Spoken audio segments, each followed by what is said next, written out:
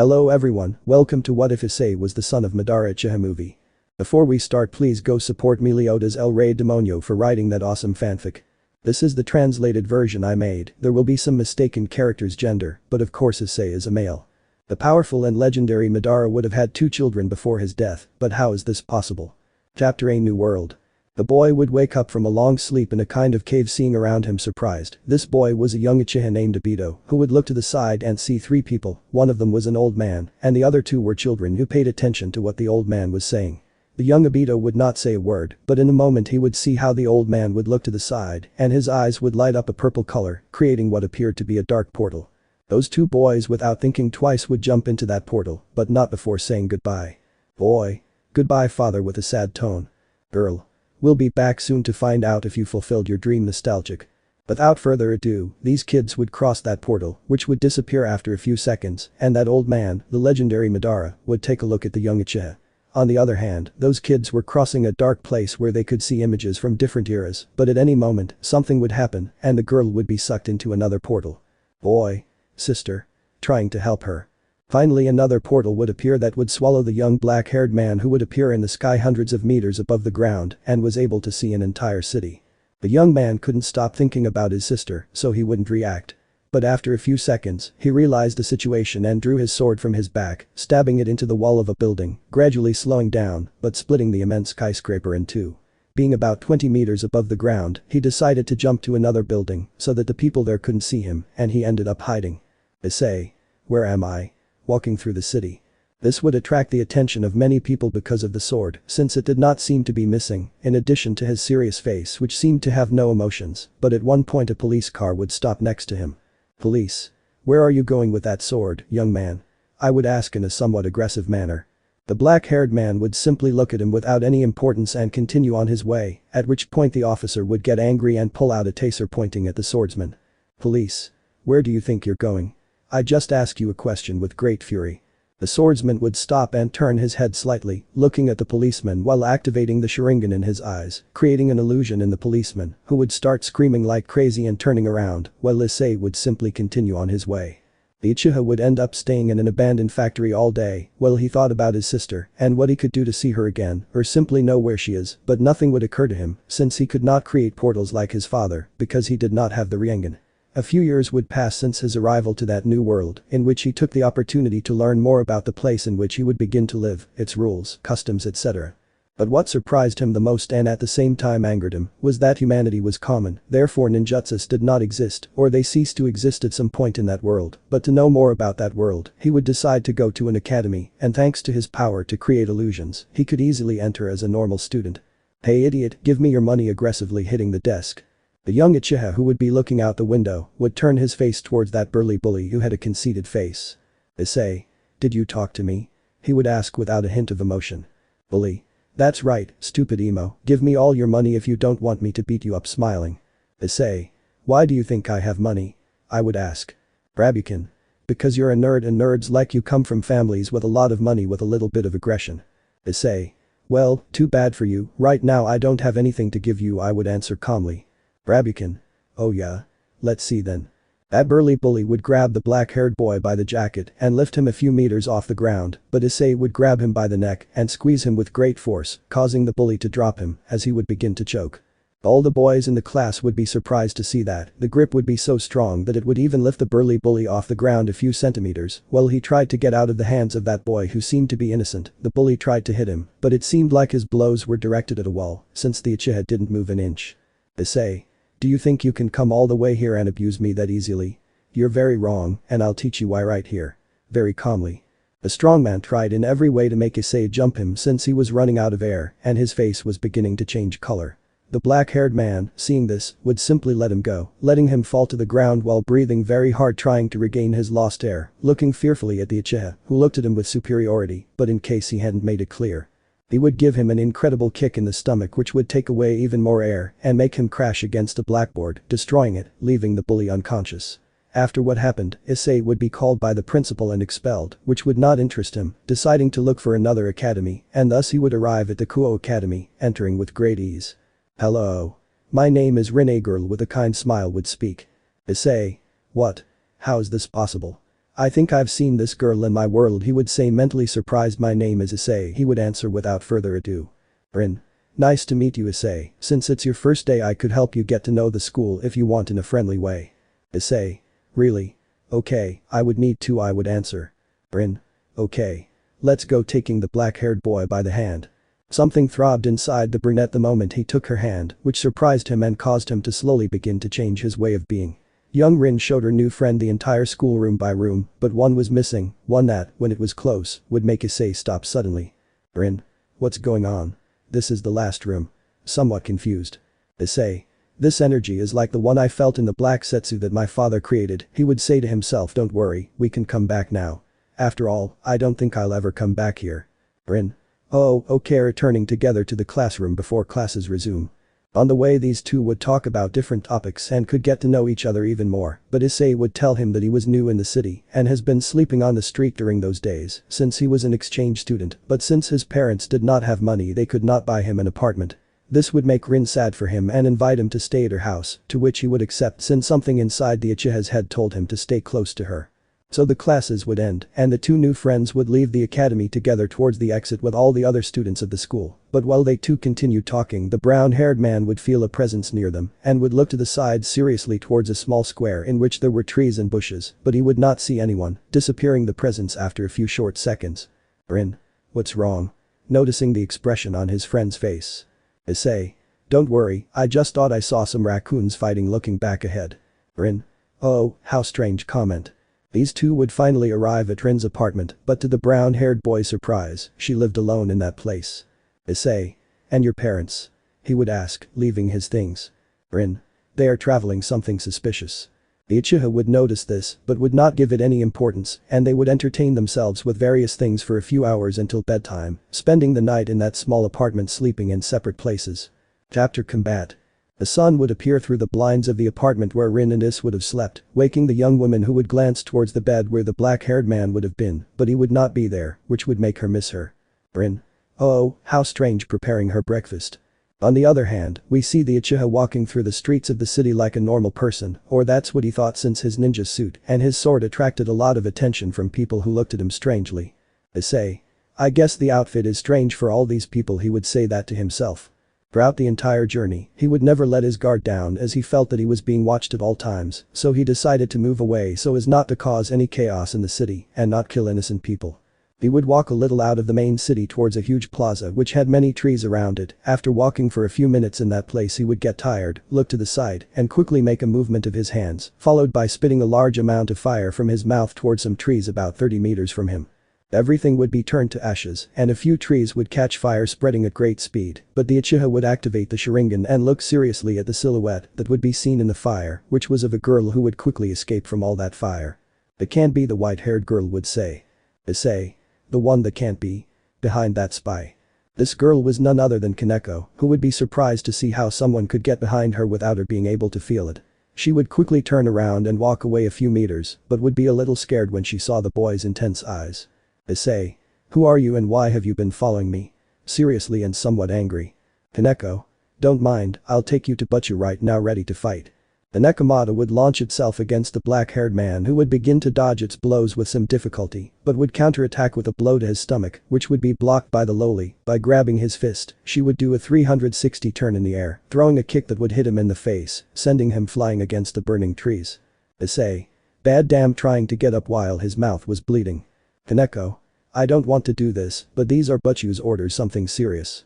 The white-haired girl would launch herself at great speed against the Uchiha and would give him an incredible blow to the stomach that would make him spit blood immediately after losing consciousness. At that moment, the lowly would open her eyes and realize that she was still standing in the same place as before when Issei saw her with his Sharingan. Kaneko. What is this? Nervous as a drop of sweat fell down her forehead. Issei. Nothing you saw was real, without taking away his serious look. Kaneko. An illusion, but so easy. Still in shock. Issei. Now you will tell me who guided you or I will have to finish you off, slowly approaching the girl. Kaneko. I have no chance against him, she would say to herself. It's okay, I'll take you to my master, shrinking in fear. Issei. Correct answer, deactivating the Sharingan. These two would head towards the school, and the brown-haired boy would remember that feeling he had felt yesterday when Rin showed him the occult club, which was a feeling similar to the one he felt with his father Madara's dark setsu. These two would finally enter the room where Rias, Akeno, Kiba and Asia were along with another boy named Fur. Note: Fur would take the role of Issei in the original story and would have done exactly the same thing as in the original story, which is why Asia is already a demon. Rias: oh, you were able to convince him to come smiling. Akeno: yes, you didn't have to use your strength to force him to come with a mischievous smile. Issei: who are you? Without losing his serious tone. Rias: wow, I was going to ask you the same question after all, you were the one who stepped on my territory. Comment. Issei: I am simply a human, I would answer without further ado. Rias: well, it doesn't seem like it, you're hiding something. Issei: I don't have to talk to you anymore about myself, now tell me why you sent your spy to follow me and watch me. Increasing his aura a little. Everyone would be on alert but would not show it, remaining calm, even though Akeno was already prepared to kill him in just 1 second. Rias: I just wanted to know who you were, but I propose something to you. Calling his attention, what do you think about a little fight between you and my tower Kiba, since it appears you are also a swordsman? If he wins you will tell me everything about yourself, but if you win I will tell you about myself. Issei: as you wish, but if I win you will have to do me a favor that I need and I can't do by myself, I would answer. Rias: I accept. Trusting. Everyone would go to the back of the school and prepare for combat. The blonde demon and the girl would manifest their swords and get into a battle pose. Kaneko: what a combat pose. Comment. Akeno: that's right, it seems like I'm not on my guard. With a small blush. The dark-haired man would look at the demon calmly, while the blonde man was somewhat nervous, feeling that he shouldn't attack him or he could get seriously hurt, but he wouldn't have any other choice. In a swift movement, the powerful demon would launch himself against his rival, and they would begin to clash swords with great force and speed. Akeno: ara, it seems only Kiba-kun is attacking. Comment. Asia: why doesn't that boy attack? She would ask somewhat nervously. Rias: he doesn't need it, just by defending himself you can see the difference in levels. Smiling. Fur: did you know what the result was going to be, but you? Somewhat surprised. Rias: that's right, I just wanted to know how much difference there was between my swordsman and him, I would answer calmly. Meanwhile in the fight, Kiba attacked with all his might without resting, while Issei simply defended himself or dodged his attacks without effort, angering the blonde who would try in every possible way to defeat him. Kiba: stop defending yourself and attack me. Angry. Issei: as you wish. Sighing. The blonde would throw a slash aimed at his rival's neck, who would duck, do a 360 turn and make him fall by hitting him in the leg, followed by placing his sword on the demon's defenseless face just a few centimeters away. Kiba: heh, you beat me. With a nervous smile. The black-haired man would simply put his sword away again and turn his gaze to the Redeed, who was smiling. Everyone would return to the occult club and Rias would tell Issei the whole truth about the supernatural world without any problem or lie. Issei: I see, that's why I felt a strange sensation when I was near you. Closing his eyes, since I feel that you have not lied to me, I will tell you just one thing about myself while heading to the exit. Everyone would pay attention to the words of that young man who would only say a few words and would leave everyone inside shocked except Fur and Asia. Issei: I'm a ninja. Leaving the room. He would head back to his class and there he would meet Rin, to whom he would apologize for leaving without warning. Thus, classes would end and the two would walk together through the city, where Rin would notice that people were giving his companion strange looks. Rin: why do people look at you weird? Confused. Issei: I guess it's because of my outfit. No big deal. Rin: I see, what do you think if we go to a store together and I buy you some clothes? Standing in front of him with a tender smile that would prevent the black-haired man from refusing. The two would go to the nearest store and there Rin would have Issei try on different types of outfits until they finally found one that fit his body well. Issei: thanks for the outfit. With a light smile. Rin: no need to thank me, after all we are friends. Continuing through the city. Issei: what is this feeling I feel when I'm near her? I've never felt anything like this before, it seems like it comes from my heart. I don't want to get away from her, he would say to himself mentally. Rin: oh look, an ice cream shop. Cheerful. The young woman would cross the street but would notice that her companion was not following her since he was with many thoughts in his head, but in a moment she would see out of the corner of her eye how a car was heading towards her at high speed without time to react. Everyone would see in terror how the young woman was about to be run over, but to everyone's surprise, the Uchiha would appear in front of her, stopping the car suddenly with his foot, which would destroy it. Issei: what do you think you're doing? With a very serious face. The driver, who appeared to be a bespectacled thief, was shocked and frightened by what the young man had done.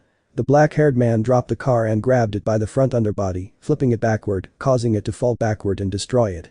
The entire audience would be shocked by what that student had done, but the most surprised of all was his friend Rin, who saw everything behind Issei. He would turn around, looking at Rin, who still couldn't believe it. He would pick her up in his arms and throw a smoke bomb, disappearing from everyone's sight. After a few seconds, they would reach Rin's apartment, who would finally come out of shock, seeing her friend in the eyes. Issei. I can explain comment. Rin. Well, let's go home, I would respond. These two would leave all their things, and Issei would proceed to tell him the whole truth, except about his father, modifying the story slightly, telling him that a portal simply appeared in front of him and took him to that world.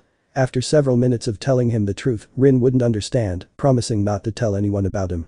Chapter Beach Day and Surprises. A new day would begin, and the two new friends Issei and Rin would be on their way to the academy, chatting very happily with each other, since that would be the last day of classes beginning the holidays. Rin. I'm very happy, we'll go to the beach. Excited. Issei. Have you never been? Confused. Rin. No, my parents never had time, smiling nervously.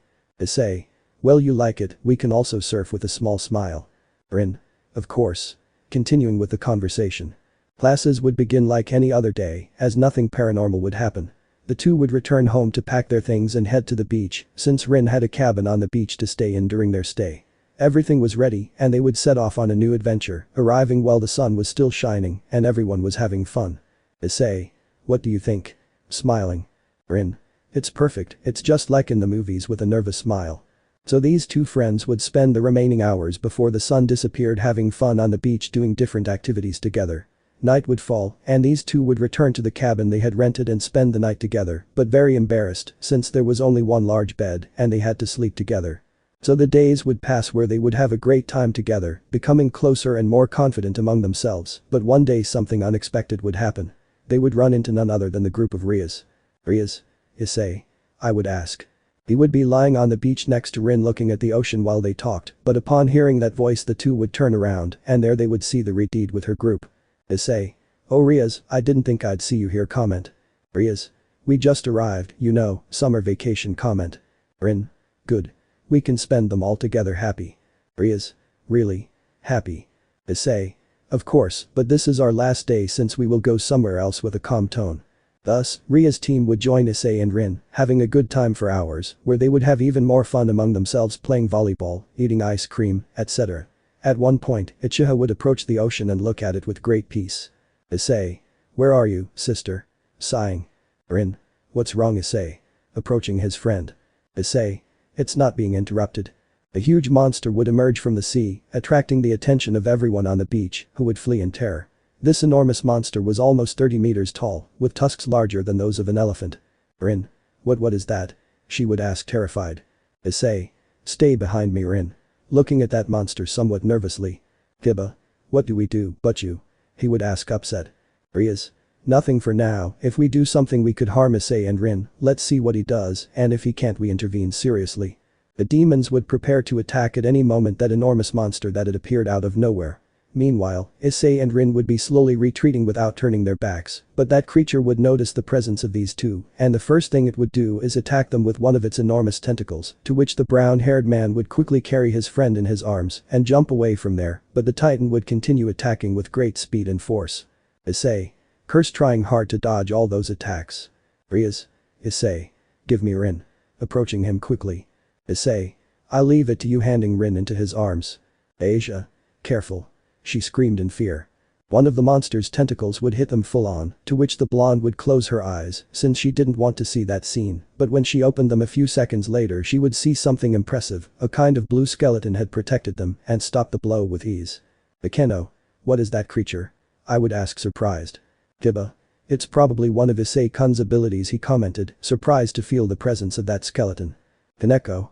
I can feel a very dark power in that thing, while a drop of sweat fell down her forehead. Rias. What is this? She would ask while carrying Rin. This would see how the cause of this was the black-haired man who had made a movement with his hands, making that large skeleton that protected them appear out of nowhere, but she would tense up when she saw Issei's face, who had made those blood-red eyes with 3 blades appear. Issei. Don't be so clever, you bucking creature. Changing his tone of voice to a thicker one. The girl would deactivate the Susanoo and walk towards the beast, which would try to attack him again, but this time with all its tentacles. Purr, Sekirute. Watch out. Shout. At that moment the creature would fall into the eyes of the black-haired man, who would begin to control it, since he was strong enough to do so. Note. Like when Madara controlled Kurama. To everyone's surprise, the monster would begin to hit itself with incredible brutality all over its body with its tentacles until it was deformed and almost unconscious. The Uchiha would approach underneath it, performing a genjutsu with his hands, which would make the ocean tremble, which would begin to take the form of enormous peaks that would pierce the entire body of the enormous monster like a pencil piercing a sheet of paper. Unbelievable, marvelous with that spectacle. Akeno. He has it completely under control, we no longer need to intervene. Comment. Finally, the monster would die and fall to the depths of the ocean, spilling a lot of blood, which would feed the different fish in the enormous ocean. The black-haired man would turn around, seeing Rin throw herself at him and give him a hug. He would quickly deactivate the Raringan to return to normal and receive a hug from his friend, who looked very worried. Rin. Issei. I thought you were going to get hurt. Something sad. Issei. Don't worry, you know I can take care of these things with a small smile. The girls would approach these two and start talking, where at one point Rias and Issei would move away a few meters since the Redeed wanted to talk to him. Rias. What will you do now? Do you want me to erase his memory? She would ask in a whisper. Issei. No need, she already knows everything about me, responding calmly. Rias. Okay, but I'll warn you of something, it's very possible that now that she knows everything about you, many of you would want to have her to get information from her. With a serious tone as she returned to the others. Issei. Listen, Rias calling his attention, you better tell all the demons that if one touches Rin even the slightest, all of hell will pay with blood. Somewhat angry. The Redeed would simply turn around, somewhat nervous, and return to her companions. Night would fall, and the two friends, already prepared, would say goodbye to Rias and the others and set off on a new journey. Along the way, Rin would reveal a great secret she had kept for a long time, surprising Issei. Chapter change, of course. Finally, summer vacation would be over and schools would reopen for the start of classes. The two friends, Rin and Issei, would be arriving at the academy together like any other day, spending the day together until the end of classes, where these two would go out for a walk around the city to visit many places that made them both happy since they were together until nightfall, and they would return home, but on the way they would have a talk and something that would change everything. Rin. Issei calling his attention. I have something to tell you, somewhat shy. Issei. Of course, what do you need? Close to home. Rin. It's regarding my parents' comment. Issei. You're about to return from your vacation, aren't you? Don't worry, when you get back I'll leave so as not to arouse suspicions. With a small smile. Rin. No, it's not that, it's just that I've actually been lying to you this whole time, I would say. Issei. Really? I hadn't noticed. Curious. Rin. Yes, actually my parents are, with a sad tone dead, saying that the brown-haired boy would stop suddenly. Issei. How? Watching as his friend turned around while a drop of tears fell on her. The brunette would approach his friend, grabbing her by the shoulders and gently turning her around, looking into her eyes with a determined face. Issei. Thank you for telling me something as important as this, hugging her very gently. You know you can count on me with whatever you want, I will always be by your side, and I will never leave you. If you have any problem tell me, don't stay silent, share your pain with me, with a calm tone of voice. At that moment the young black-haired girl would start to cry, resting her head on her great friend's chest, feeling relieved. Rin. Issei with great sadness in her words. Issei. Rin whispering, hide back there. Rin. What? Why? Still with tears in her eyes. Issei. Quick, there's no time, changing his face to a more serious one. Rin. Good, nervous. The girl would stop hugging her and the young woman would go hide behind a house while Issei simply stood in the street, but just a few seconds later about 20 demons would appear around him, pointing at him, and in front of him, 4 beings would appear that seemed of higher rank, who were the powerful demon kings. Issei. What the hell, huh? Without letting your guard down. Xerxes. Good evening, let me introduce myself, my name is Xerxes Lucifer, and these are Ajuka Beelzebub, Seraphol Leviathan and Falbium Asmodeus. Calmly. Issei. Stop chatting, I know why you came here, grabbing the handle of his sword at his waist. Xerxes. As you wish, with a calm smile. You are detained by order of the council, therefore you will have to come to the underworld to serve your sentence until you decide if you are free or will be arrested for the rest of your days. Issei. Do you think I'll let you stop me? Increasing his power. Xerxes. Show us what you got, smiling seriously. Tens of more demons would appear around the place, while Asmodeus would create a giant magic dome so that no one could see what was happening inside. The girl would be surrounded but calm, since he was sure of his power level and the power against all of them without problems, thus beginning a great battle of 1 against 10, where he would only use his fists to defeat each and every one of the powerful demons. Ajuka. He's very powerful for a human. Comment. Seraphol. Remember, he's not just a human, he's the last ninja with some rare seriousness in her. Xerxes. He is certainly very powerful even for a ninja, and that way of fighting reminds me of someone. Calm down. The Uchiha was being pressured more and more until he was forced to use the Sharingan and use his sword, increasing all his capabilities to such a level that the demons could not even touch him. Xerxes. Those eyes changing his face. Seraphol. Can't be surprised. Ajuka. How is this possible? That clan is supposed to have ceased to exist thousands of years ago. Well, a drop of sweat fell down his forehead. A few minutes would pass where fewer and fewer demons remained on the field until finally all would be defeated, leaving the girl the only one standing who would look with great anger at the demons since they had someone in their hands. Xerxes. So you're a girl, huh? With a smile. The powerful demon had the young Rin in his hands with one hand on her back, ready to kill her at any moment, while the other demon king simply could not believe what he was doing. Issei. You better let her go, demon walking towards him with great anger. Xerxes. Stop right there, if you let yourself be captured your dear friend won't be involved in this seriously. Rin. Issei, I'm sorry, terrified. Issei. Rin deactivating the Sharingan, release her, still looking angrily at the demon. Queen Seraphala would take Rin from Xerxes' arms, who would end up capturing the ninja by creating a magical prison that would injure him if he tried to escape. Thus, the demon kings would finally return to the underworld, leaving Rin there, erasing her memory of them and of ever having met Issei. We can see how Xerxes took the dark-haired man to the largest prison in the underworld, a magical prison. As they passed through the prisons, the prisoners insulted the demon king in every way possible and tried to intimidate Issei, since he was the new one, until they reached his cell and locked him there with a very tough-looking girl. Xerxes. Good luck, the needy, with Aneko leaving. Issei. What is this? A luxury cell. No feelings. Aneko. That's right, I asked for you to be brought here, smiling. Issei. Why would you ask to be brought to this prison with you? Looking around. Aneko. I like new guys, plus I found out you were human, so I got more interested drinking whiskey. Issei. What do you want from me? Looking into her eyes. Aneko. Nothing for now, but you'll know soon. For now, I'll explain to you what this prison is like. With a smile. The Uchiha would sit in front of her looking at her and paying attention to what the woman was explaining.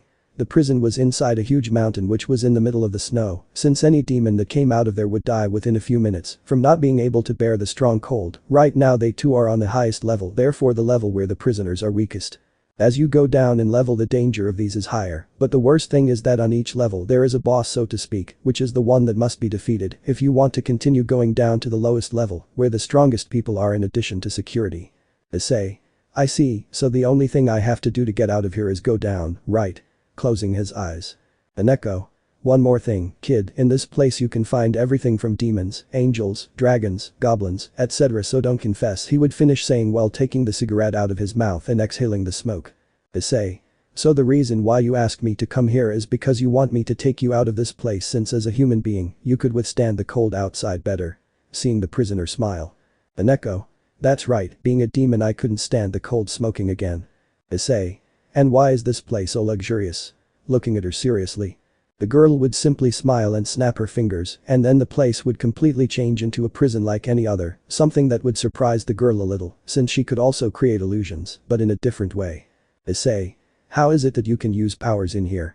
Curious. Aneko. The only thing you can't use in here are offensive powers, I would answer. Issei. I understand, then for now I guess I'll just take a nap until my trial is carried out, getting up and going to sleep. Aneko. Yes, just wait, smoking. Chapter starting the test. We see the brown-haired boy walking through the dining room on the highest floor of the prison, where all the prisoners were eating quietly, while the Uchiha would go to sit at a table away from everyone, but the same woman who had received him in prison would arrive. Aneko. Have you gotten used to living here yet? Smiling. Issei. I've been in worse places than this, eating without looking at her. Aneko. It seems that what you did the other day turned out well, since now no one bothers you looking at the other prisoners. Flashback. Uchiha's first day in prison, he would be calmly going to his bench to eat, but at one point he would fall to the ground because of one who looked very muscular with many tattoos on his body, who was supported by other prisoners who looked very dangerous. Rabukin. So a new one, huh? With an aggressive tone. Bodyguard. Look, it seems he's not a demon, smiling with ego. The young man would look at the demon guards who saw this but would not interfere, since it was not their business if the prisoners killed themselves, since their only job there was to make sure that no one escaped. Uchiha. Don't bother me, I want to be quiet, bending down to pick up his lunch. Rabukin. And what would you do if I don't leave you alone? Going back to kicking the protagonist's food. Everyone would laugh while Aneko was in the distance smiling, but at one point, Issei would slowly raise his head looking at the prisoners while activating the Sharingan, causing them all to fall into a Jinjutsu. At that moment everyone would stop laughing as they would hear how this group of prisoners began to scream like crazy without stopping, feeling as if they were being tortured, so everyone would notice the eyes of that boy, who would simply stand up and start eating the little that was left. End of flashback. Aneko. I wonder what happened to that guy. I haven't seen him since that day. Watching her partner eat, she said, so, have you decided yet? Will you dare to overcome the prison levels to escape? Issei. I'm not interested, I just want to be calm, this place has taught me that I must stay at peace, so that things simply flow, because if you do something that you shouldn't have done, it could be even worse, I would answer calmly. Aneko. I understand you. I suppose that in the end everyone decides how to live. For example, I like to say that whoever does not dare to do new things is a coward, since he is so used to staying in his comfort zone that he does not know what it is to experience new things, which could be even better than the ones you already have, while standing up the fact that you simply want everything to flow is very cowardly, because you could change things your way and not the way of others as you are doing. Right now smiling. Issei. What do you mean? Looking into her eyes for the first time. Aneko. I'm sure you're an intelligent person and that you know that obviously the council won't let you go free, that's why you have to find a way to escape from here. Or don't you remember your sister Rin? Turning around. Issei. What? How do you know about them? Upset. Aneko.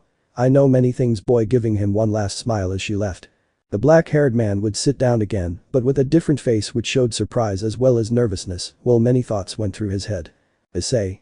It's true, how could I forget about Elizabeth, his sister, and Rin staring at his food. I thought Rin would be fine now that he doesn't remember me, but a lot of things must be going through his head, having that blank time in which we spent together and my sister remembering his face. I still need to find a way to open a portal and find her looking ahead. He would stand up and go look for his cellmate Aneko, who was sitting on her bed while looking at the photograph of a boy who, upon noticing the presence of the Uchiha, would quickly put it away and stand firm. Aneko. What's going on? Have you made a decision? Looking at him calmly. Issei. I accept your proposal, but on the condition that you come with me. I assume you know this place better. Comment. Aneko. As you wish, for now let's just wait for that day to come, I would answer. Issei. What day? Confused. Aneko. Every year the high officials of the prison leave the prisoners a week so they can achieve this challenge of escaping by defeating the bosses of each floor, but it is not known what happens to those who succeed. It is rumored that at the end of everything the demon kings are waiting to kill him, but for now let's not think about that, there is still a month left until that day arrives. Issei. I see, then I'll have to wait another month to get out of this place. Turning around. Aneko. Do you think you'll make it? I would ask. Issei. I don't know, but I won't be like the others because otherwise I won't be anyone, he would answer before leaving. So the month would fly by, finally arriving at the day when the fights would be held to see who would manage to lower the level and get closer to leaving, but to Uchiha's surprise, only 3 prisoners would show up to the fight, which was in a large ring surrounded by spectators, who were the same prisoners who asked for a lot of blood, making that place seem like anyone's nightmare, since no normal person would stand to be in a place like that because of how terrifying it is. The fight would begin, the 3 challengers would get into the ring and free the floor boss, who was a huge demon who looked very dangerous. Prisoner 1. Leave it to me, I don't like working in a team, so we'll go one by one, this demon would say while cracking his bones. Everyone would see how the first one slowly approached that powerful chief, who would simply watch his prey, who approached directly at his mouth. The prisoner would release a powerful purple aura around him, creating a strong blizzard, and from one moment to the next, he would launch himself at his enemy head-on without any fear. The Uchiha along with the other prisoner would simply watch, while the other spectators cheered on the first demon, not because they supported him, but because they wanted to see blood at any cost. The powerful one at great speed would have launched himself towards his enemy, appearing right in front of him about to hit him in the face with a kick, but to the surprise of some and laughter of others, the boss would simply lengthen the spikes he had all over his body and pierce the entire body of the demon, who would die instantly, remaining deformed. The Uchiha and the other prisoner would be a little surprised and would quickly put themselves on guard since the boss would give them an aggressive look. Prisoner. You know, I don't like working in a team either, but I think we'll have to do it for now, what do you think? Looking at him out of the corner of my eye. Issei. Sounds good to me, my name is Issei, seriously. Prisoner. Mine is Dark, I would answer. The powerful boss would suddenly launch himself at these 2 at great speed to attack them with his enormous and heavy axe, which they would dodge with some difficulty since, despite being a big guy, he moved with great agility.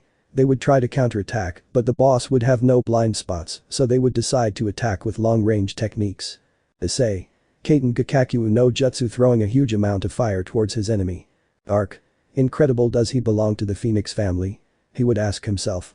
The powerful fire would hit the boss, who would once again extend his beaks, creating a gust of wind to dissolve the fire, but would notice that the Uchiha had launched himself towards him to attack him hand to hand, but he would once again extend his beaks to attack him, forcing Issei to activate the Sharingan, dodging them with great agility. No one could believe what their eyes were seeing, but the most surprised were the guards, who for the first time saw someone dodging the attacks of the floor boss, which not even they could do. The Uchiha would approach his enemy, who would become enraged and try to attack him with his axe, but Issei would jump slightly, doing a 360-degree turn and hitting him with a kick to the face with incredible brutality. Boss. Damn shitty brat with a very thick tone of voice. Issei. You finally speak smiling. Boss. Don't think you're such a brat with great fury. The enormous demon would attack him again with their limbs only a few centimeters from each other, but the Uchiha would make the incomplete Susanoo appear, which would easily stop the demon's attack. Dark. What is that skeletal thing? A little scared. Spectators. What is that? Feeling a terrifying aura even worse than the boss's. Boss. But what? Feeling scared. The guards would be surprised and very nervous to feel how the demon began to feel fear for the first time in his life in front of that boy who was relatively new, and nobody expected anything from him since they thought that his power was only ocular, but this would make everyone swallow saliva. Issei. Do you want to dance? With an evil smile. The incomplete Susanoo would prepare a powerful blow with his hand, attacking it at great speed to crush the boss, who would try to protect himself with his axe, which would be easily destroyed, hitting him full on with incredible brutality, creating a large crater. Finally, the fight would end with a victory of Issei and Dark, who by surviving would be considered the winner and would go down the floor with Issei and Akeno through an elevator with blood on the walls. Chapter final stretch. The days would pass, the duo Issei and Dark would continue winning fight after fight, descending further and further toward the exit to finally escape from prison until they reached the penultimate floor, which was something special. The elevator would open and the three would see a large white space. Dark. What is this place? Confused. Akeno. This floor is special, calling the attention of the other two, as you know we are almost at the end, so things are going to get very complicated exiting the elevator. Issei. Who's supposed to be here? Looking around at nothing. Akeno. There is only one person on this floor, surprising the two boys, no one has ever been able to get past here since this place was created. Comment. The three of them would continue walking aimlessly as there was nowhere to go. It was like walking in space as they didn't know where to go. Hours would pass and they would remain lost with nothing to do. Dark. What do you think if we go back to the elevator? Still confused. Issei. Find him if you can. Calmly. Akeno. We've walked so much that we've lost it, I'd say.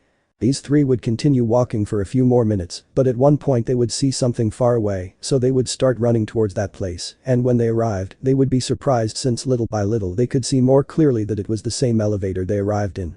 Dark. But what? So we've been walking in circles. Somewhat angry. Akeno. Calm down, now what we should do is ask for help, seeing her traveling companion. These three would enter the elevator again, and upon pressing the help button the entire place would go completely dark, taking away their vision as if they had gone completely blind. Issei. Now what? Lighting a flame in his hand, being able to see his companions. Akeno. Will the enemy finally appear? Preparing for any event. Dark. What are we facing? Getting serious.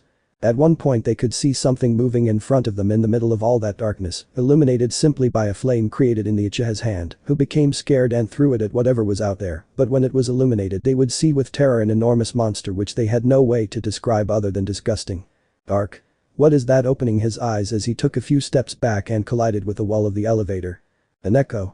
No, I know, terrified. The three would see that enormous titan, which seemed to have noticed the three individuals who had arrived in the elevator.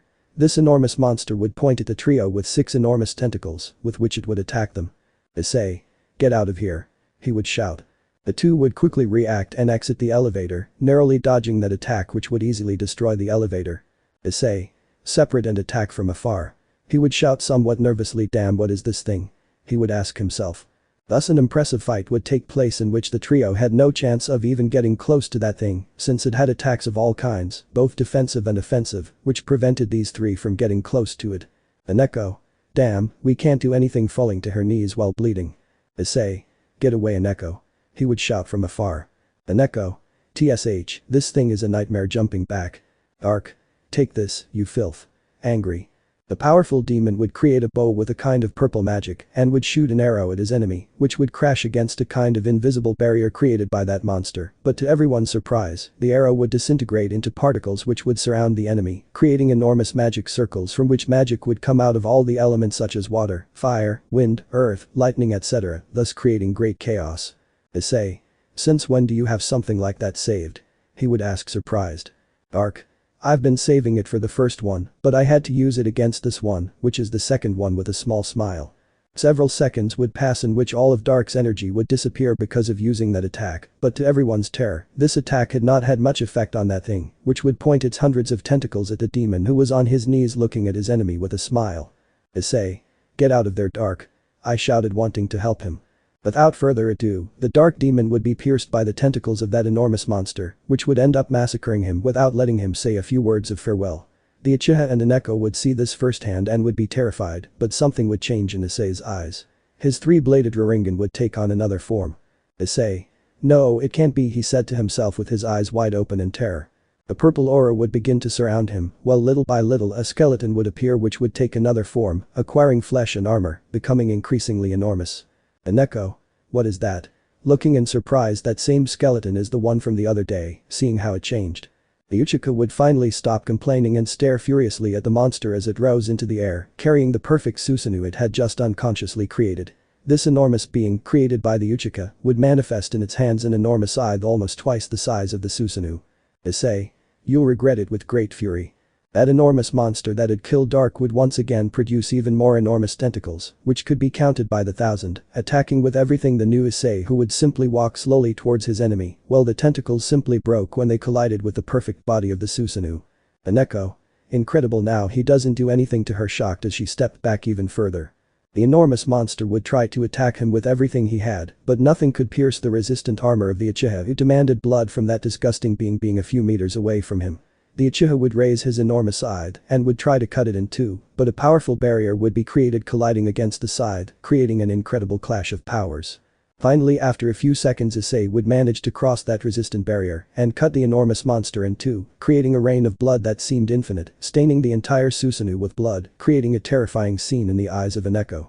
A few seconds later, the Uchiha would lose consciousness, disappearing the Susanoo and falling from the air, which would be saved by Akeno, who would see how a new elevator appeared out of nowhere, entering and going down to the top floor. Chapter Last Fight. The unconscious Issei and Akeno had managed to get down the floor, reaching the last level, but when the elevator opened, she was a little surprised since she hadn't expected what she would see there. An immense amount of demons watching from the center of the stage as beings fought in a ring as if it were a competition held by humans. After a few hours, the Uchiha would open his eyes, and the first thing he would see would be the ceiling, since he was lying on a bench, resting his head on the legs of his partner Akeno, who would be watching the fight that was taking place through a program. Issei. Where are we? Getting up little by little. Akeno. Oh, Issei, being a little surprised, when you defeated that monster we were able to go down the floor, and here we are on the last level. If we manage to pass this, we will be out of prison once and for all. Comment. Issei. I see, how strange this place is, seeing the cameraman. Akeno. That's right, they haven't assigned them, closing her eyes. For now we have to wait our turn. The fighters who have their turn before us are of this same level, which are the most dangerous people in the entire prison, she would say calmly. Issei. Well, we just have to defeat the boss of this place. He would ask while looking at the hologram. Akeno. That's right, affirming what the Uchiha said. Meanwhile, in the fight that was taking place, two men in the ring were sparring hand to hand with great skill, as they were clearly very powerful, and the first to get hit would lose. The crowd was going wild, screaming and cheering for the fighters, demanding blood. Butler. Hello, Mr. Issei. I came to inform you that you can start preparing because the next one to enter the ring will be you. He commented, entering the dressing room and with great respect. Issei. So soon? Okay, I would answer by letting the butler go. Akeno. Issei, I have to inform you of something important. Calling his attention, it is said that the boss of this place is invincible. His power is so great that he can leave prison at any time, but he doesn't because he likes to fight. It is also said that if he wanted to, he could create a revolution in the underworld, and to stop him, the four demon lords would need to unite. Surprising the Uchiha a little.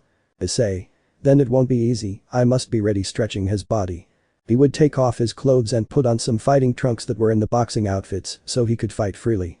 A few minutes would pass, and they would see how one of the fighters would deliver an incredible blow to the other's chin, knocking him unconscious. The announcer would then call the dark-haired man over the microphone. Akeno. Good luck, Issei, a little worried. Issei. It's the first time I've seen you like this, turning your back and leaving. The demon's audience would start screaming like crazy when they saw how the girl appeared with a calm and serene face in the ring, while he continued warming up until he sweated. But what the demons screamed at him the most was his death, since they knew that he was human, therefore they saw him as someone inferior. Presenter.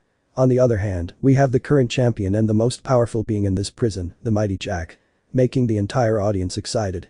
From the other side, a man would come out wearing a robe that covered his entire face, while the lights illuminated him, heading towards the stage calmly until he entered, and when he took off the robe, he looked like a very intimidating demon who had large muscles, looking like an imposing being in the eyes of anyone. Jack. So you're my opponent. With a thick tone of voice smiling. Issei. That's right, and you're the one they say needs the 4 demon kings to defeat you. Calmly. Jack. It's a stupid nickname some people gave me, jumping slightly to warm up. Issei. Does that mean that if I defeat you, being stronger than the demon kings? In fighting position. Jack. I see you're human, and from the rumors I've heard, you were from the 5th floor, right? Congratulations on defeating that beast from level 2. Preparing to fight. Issei. It wasn't easy for me to finish off that thing, in fact I lost a friend because of it, so I won't let myself win, and I'll get out of this prison as Dark would have liked, both increasing their auras. The bell would ring, and from one second to the next, Jack would appear in front of Issei, with his right fist close to his face, which would surprise the Uchiha a lot, since he couldn't even see it, but he would manage to dodge it by ducking to the side, taking advantage of the opportunity to do a 360 turn to kick him in the face, which he wouldn't succeed in, since the powerful demon would manage to defend himself with his left arm, to which Issei would quickly move away by jumping backwards. Issei. But what, feeling how his leg trembled a little thanks to the collision against his enemy's arm. Jack. Well done dodging it, with that you have already achieved more than 90% of those who have challenged me, smiling and walking slowly towards the black-haired man. The Uchiha would activate the Sharingan, which would catch Jack's attention, who would smile and take a boxer's pose, which would leave Issei a little confused, who without giving it more importance, would launch himself towards him with a direct blow, confident that he could see any movement, but being a few centimeters from his enemy, he would receive a sudden right blow, causing his face to hit the ground. The powerful demon would smile and lift his left leg and then give him an incredible blow to the head with his foot, which would create a strong tremor, but at that moment, Jack would blink and see Issei in front of him, who had a fierce face. Jack. But what? Shocked. The young Issei would fix his red eyes on his enemy and would land an incredibly strong kick in his face, which would lift him a few centimeters off the ground, creating a great shock wave that would reach the public, who would feel a strong wind passing through them. He would take advantage of the fact that Jack still hadn't processed what he had just felt and would land a hook in the stomach, creating another shock wave. The entire audience could see this fight in slow motion, but with impressive brutality, since his blows were perfect. Upon receiving that hook, the demon would finally awaken from himself, and before flying away from the blow, he would land a left hook on Issei's chin, which would raise him a few inches from the ground with a pain he had never felt before. Issei. Am I about to lose consciousness with a single blow? Having empty eyes. The demon Jack would fly towards the rope surrounding the ring, which were made of magic and almost broke, but Issei would fall almost unconscious, but thanks to his will, he would avoid becoming unconscious, and he would see each other again in the eyes. Referee. There was a change of rules, as we have foreseen this fight will be something impressive, therefore the ring will change, and we will enclose them in a large cage, so that their blows do not affect the public present. Comment. These two fighters would see how a 5-meter long and 5-meter wide cage would magically appear, so that they could have more freedom, since now they would fight on a concrete floor and not in the ring. Jack. You're very strong, wiping the blood from his mouth. Issei. That's what I would have to say, getting up little by little. I gave you 2 of my best hits and only made you bleed a little, and you with a simple hit almost made me lose consciousness in battle pose. Jack. But it's admirable, approaching Issei slowly, that a boy like you with a smug smile is so strong at such a young age. The powerful demon looked like a giant before Issei, who would not lower his guard at any time, and Jack would give a karate blow, which would be blocked by Issei's arms, who with great effort tried not to be hit. Issei. How is it that you have so much power? Giving everything he had to block it. Jack. With pure training gaining more and more in strength, I have never stopped my training, that is why I am stronger than the demon kings who have not trained for years, since they are satisfied with their current power. Issei. That power can't be achieved with training alone, barely able to respond. Jack. You're right, no matter how hard you try, if you don't have the talent you won't achieve what you want, looking into his eyes without falling into genjutsu. At that moment the Uchiha would be shocked, since the demon would take out a pair of wings which were of angel and demon, and then he would see everything dark, since the powerful blow managed to hit him in the head, leaving him unconscious. Jack. Young Issei, your Uchiha eyes have given me a big surprise, and you managed to make me fall into a genjutsu. I will never forget you, and I will fight you as many times as you want. Turning around. The demon would approach the barrier to be let out, but would realize that they would not open it. He was about to complain, but out of the corner of his eyes, he would see a light appear next to him, and suddenly he would feel as if his head was coming out of his body. The cause of this was Issei, who would have given him an incredible left hook to the chin. Jack. You cowardly brat. With great fury. He would look into his eyes, but notice that his pupils were white, which meant that he was still unconscious, and that his will to win was so great that his body moved on its own. Jack. Impressive, but I won't hold back, stamping him against a barrier with a brutal blow to the face. The black-haired man would fall completely unconscious where the public would remain silent, while Jack looked at him with great seriousness, noticing how one of the Uchiha's fingers was moving slowly, so he would hit him again, but this time a kick in the face that would end up breaking the barrier, without knowing if he had killed him, or if he was still alive. After returning. He would see the black-haired boy wake up, and the first thing he would see would be snow falling on his face in a beautiful sky, but when he looked to the side he would notice Jack, who was carrying him in his two arms while walking to the exit. Issei. What happened? Confused. Aneko. Issei. You're finally awake. You've been unconscious for 3 days. Commentary, walking alongside the demon. Jack. Now you're free. Uchiha surprising the black-haired boy. Issei. How do you know that? Very nervous. Jack. How could I not know? Your clan is a legend in this world, and very few know it. With a small smile. Now that you have defeated me, you have the right to leave this place. The demon Jack would gently lower Issei, so that he could stand up and walk, since he had woken up and looked healthy. Issei. But I was defeated, disappointed in himself. Jack. That's right, you lost, but you showed courage, something that no other warrior had shown me. Now do what you want, and if one day you want to fight with me again, come find me. Turning around and leaving with a slight smile. Issei. What happened? Looking confused at his traveling companion. Aneko. Before you lost consciousness he gave up, surprising him. I guess he let you win because he saw something in you, just like I did, smiling with relief. Issei. So you let me win? Watching him return to prison from afar. Now we are free. Aneko. What will we do now? Looking at the horizon. Aneko. Sorry. Issei, calling your attention. Issei. Why? Turning around and noticing that his partner was starting to look transparent. Aneko. In the past I was a prisoner like you, but at some point I died, and now my soul will be forever in this place helping prisoners who are unjustly arrested like you, with a happy tone in her voice. Issei. And why me? Very confused and somewhat sad. Aneko. I am only visible to those who are of pure soul. Why do you think that on this whole trip, no one has ever spoken to me or even noticed my presence? Smiling. Issei. So Dark, lowering his gaze. Aneko. That's right, Dark could see me since he had a pure soul, approaching the Uchiha and gently taking his face. Don't worry, he's already a free soul just like you. I know because I could see it. Smilin. Issei. I see, with a small smile of relief. Aneko. It's time for you to return to the human world. Head north, there you will find a forest. When you meet a woman, just mention my name and tell her you want to return to the human world. Starting to disappear. Issei. And what will happen to you now? Worried. Aneko. Since my soul is tied to this prison I can't leave it, so I'll just disappear and go back in there. Smiling. Issei. Well, goodbye Aneko, it was a pleasure meeting you. Smiling with determination. Aneko. Goodbye Issei, have a good trip. Disappearing completely. The Uchiha would look ahead and see how it was getting dark, beginning his adventure again for days, where he would realize that he was being sought by the demons, since when passing through different towns, he would see images of him stuck on the walls with a reward, therefore he would be forced to remain hidden. The days would pass and finally he would reach that forest that Aneko told him about, marveling at its beauty. He would walk for a few minutes until he reached the center, where there was a kind of very strange but beautiful castle at the same time, in which apparently there was no one, so he decided to go up the stairs to reach the main door. Issei. Hello? Is anyone here? Entering slowly. Good evening, I've been waiting for you, a woman would comment while sitting while having a cup of tea. Issei. Are you the owner of this place? Approaching slowly without letting his guard down.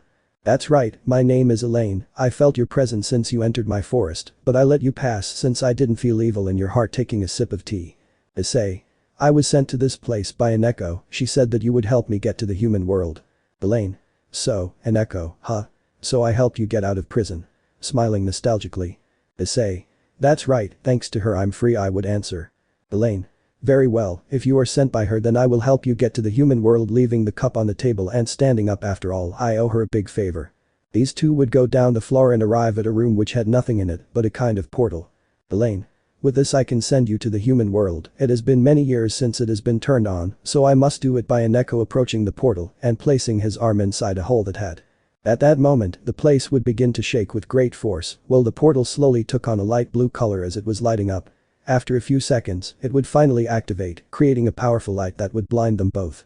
When they opened their eyes again, they would see the portal finally active, but Elaine would collapse, being grabbed by the Uchiha before touching the ground. Issei. What happened to you? Worried. Elaine. To open the portal I had to give all my energy that I've been saving all these years, losing consciousness little by little. Issei. But why did you do that for me? Elaine. I would do anything for Akeno, after all she also helped me escape from that prison days before she died with one last smile before losing consciousness.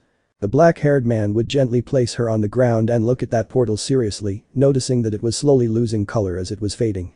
Issei. I will never forget you Akeno, I will find a way for you to be free, along with all the souls with determination. Finally he would jump towards the portal which would turn off again, so the Uchiha would re-enter that place where his father had sent him to that world at the beginning of everything, seeing different portals to many worlds, but being absorbed by one, and appearing in the sky again above a great forest falling to a great height, but before touching the ground, he would activate the imperfect Susanoo saving himself. Issei. Well, I'm back again, it's time to start my revenge, with great seriousness on his face walking towards the nearest city. Let me know in the comments below if you guys want the next part. Also check out my other video that has been shown in left. Thank you for watching. If you enjoyed this video please like and share this video. And have a fantastic day. Bye.